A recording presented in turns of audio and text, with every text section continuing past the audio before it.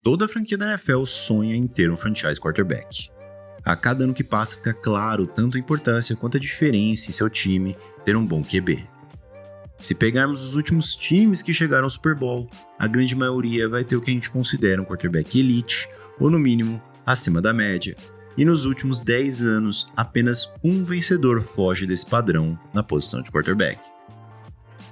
Alguns podem lembrar de Jimmy Garoppolo e Jared Goff nesse período de tempo, mas além de terem performances superiores à média nos respectivos anos, ambos perderam deixando algumas jogadas em campo. Tendo isso em vista, no draft de 2023, o Carolina Panthers trocou pela escolha número 1 com o Chicago Bears, dando não só seu futuro, como também seu melhor wide receiver na troca para selecionar Bryce Young. Bem-vindo ao Endzone 51, e nesse vídeo eu quero dar uma perspectiva da performance de primeiro ano de Bryce Young e ver se ele foi tão ruim assim. Então dá o like, e se você gosta desse tipo de vídeo e não é inscrito no canal, aproveita e se inscreve aí. Eu e o Alan estamos tentando bater 4.000 horas e conseguir monetizar o canal, então se você curte o trabalho, interage aqui, dá uma olhada nos outros vídeos do canal e bora pro vídeo. As coisas não parecem muito boas para os Panthers após o primeiro ano de Bryce Young. Com o pior recorde da liga e sem escolha de primeira rodada, a impressão que fica é que o time vai precisar fazer de tudo para salvar a carreira do quarterback. Mas o quão ruim foi o primeiro ano dele? E para responder essa pergunta, eu fiz uma pesquisa. Fiz uma lista de todos os quarterbacks selecionados na primeira rodada desde 2011 e fiz o comparativo. E só para esclarecer, eu escolhi apenas os de primeira rodada porque foi onde ele foi escolhido e só isso já deu um baita de um trabalho. O objetivo com isso aqui foi comparar e vermos se temos alguma amostra de quarterback com os números de Young que deram a volta por cima. Nesse período de tempo, 35 quarterbacks foram escolhidos na primeira rodada do draft. Dentre eles, foram excluídos da pesquisa Jake Locker em 2011 por não possuir os números necessários, quarterbacks que ficaram no banco em seu primeiro ano, como Patrick Mahomes, Jordan Love e Trey Lance, e Dwayne Haskins, que infelizmente faleceu. Então, sobraram 30 jogadores e eu avaliei e comparei 4 estatísticas, sendo elas Rating, que é a mais subjetiva delas, desenvolvida em 1971 por uma equipe liderada pelo estatístico Don Smith, a métrica que leva em consideração essa conta que está na tela e pode ser levada de 0 até 128. Ainda que não leve em consideração muitos aspectos do jogo, como jardas corridas pelo quarterback até jardas perdidas por sacks, ainda é uma métrica um pouco melhor que os números crus. E como não dá para se basear apenas nela, a segunda stat foi Points, que é quantos pontos esse jogador vale baseado em um jogador mediano de sua época. Essa é uma métrica interessante porque também se ajusta à época e fica muito mais justa para a gente comparar. A terceira foi EPA per play, ou Expected Points Added, uma métrica um pouco mais famosa, mas também bem mais complexa, que descreve quantos pontos o time, ou nesse caso o jogador, agrega a cada jogada, levando em consideração a posição de campo. É uma métrica complexa e eu vou deixar o link com uma explicação detalhada aqui na descrição, junto com todos os outros links da onde eu peguei cada informação colocada no vídeo.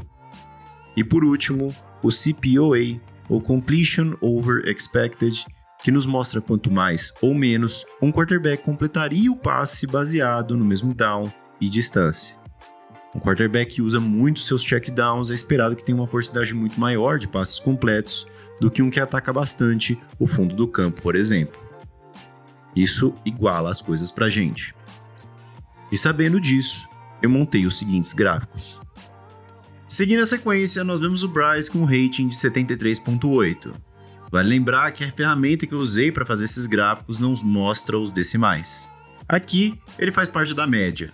Nomes como Joe Burrow, Deshaun Watson e Justin Herbert são os que ficaram com as maiores notas, e Bryce ficou junto de nomes como Sam Darnold, Justin Fields e Trevor Lawrence. Ruim, mas nada preocupante. Mas quando começamos as métricas mais avançadas, a coisa começa a ficar um pouco pior. Em points, Bryce amarga menos 4.1, terceira pior marca dentre os QBs participantes e na companhia de jogadores como Zach Wilson e Blake Bortles. Ainda que poucos QBs conseguiram manter essa métrica positiva no primeiro ano. Somente Herbert, Baker Mayfield, Deshaun Watson, Robert Griffin e Ken Newton conseguiram o feito. Quando vemos o EPA, os gráficos ficam bem parecidos. Apesar dos números não aparecerem, a ilustração fica bem clara quanto à semelhança em relação aos points. Bryce Young amarga menos 0.181 em EPA por jogada. E finalizando com o CPOA, Bryce fica com menos 1.2, e é a única que ele fica um pouquinho acima da média dos QBs pesquisados. E o que dá para tirar olhando e comparando essas 4 estatísticas? A performance do QB no primeiro ano nem sempre define seu futuro, embora exista sim uma pequena correlação entre esses números ruins e a possível performance dele nos próximos anos. De um lado, jogadores como Baker Mayfield e Mac Jones foram muito bem e decaíram até perder sua vaga titular no time que o draftaram, mas também tivemos jogadores como Robert Griffin e Deshaun Watson, que apesar de números espetaculares, também tiveram uma grande queda de performance, mas envolvendo outras coisas. No caso de Bryce Young, nós temos que olhar um pouco diferente. E os jogadores que o acompanham não dão tanta esperança.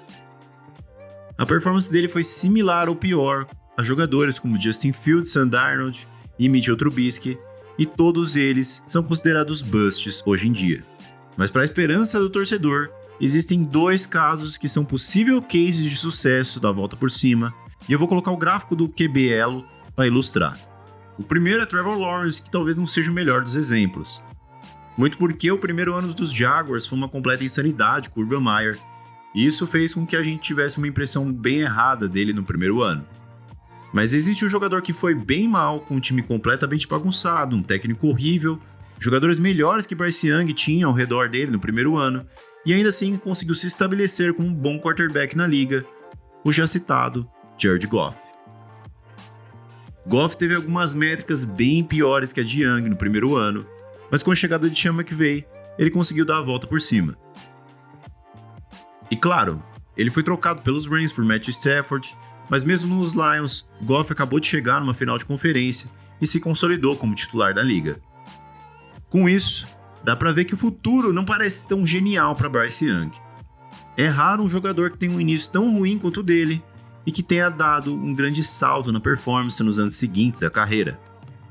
O que não quer dizer que ele não possa ser um outlier e quebrar as estatísticas. E agora eu quero saber de você, ainda tem esperança nele? Acha que ele pode ser um grande quarterback da NFL? Ou é isso mesmo e provavelmente vai ser um bust? Comenta aí embaixo que eu quero saber a sua opinião.